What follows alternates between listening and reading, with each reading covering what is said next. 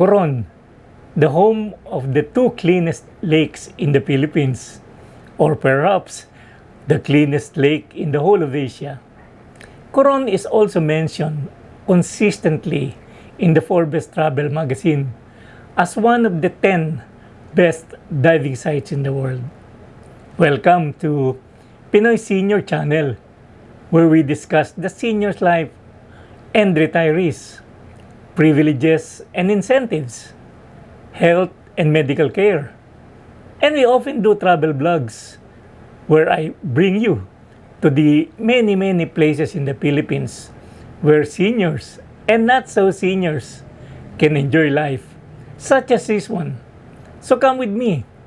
Let us visit the exciting places and various island life in the province of Coron.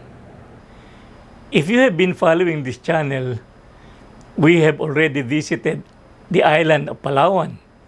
We have been in Puerto Princesa, the capital of Palawan. I will link the I will put the link on top. And we spent around 4 days touring the island of the town of Puerto Princesa. And after that, we motored to the place of the rich and the famous, the El Nido, where we also spent around 4 days. So after El Nido, we have to visit the third place where you should visit, Coron. This place is very dear to me. I could never get enough of it. I've probably been here for more than 12 times, personal and professional.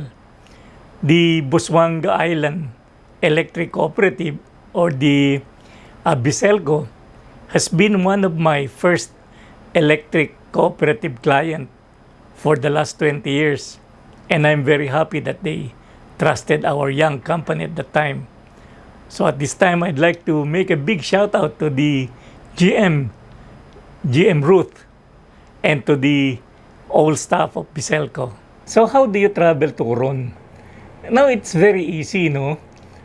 From El Nido, we can take the ferry all the way to Coron. It's about 4 hours from El Nido to Coron. But before, several years ago, there is no such thing, no? The outrage banca flying from El Nido to Coron was very small, and it's very dangerous. So if you want to go to Coron from El Nido, you have to go back to Puerto Princesa and then fly to Manila, and then from Manila you fly to Coron. So that's what I normally do before, but now not anymore. You can take the I think it's a daily. There's a daily ferry now from El Nido to Coron, and it will only take you 4 hours. But first, we'd like to clear some confusions, no? When we say Coron, this is the town, the capital town of Busuanga. The islands, there are 4 major islands.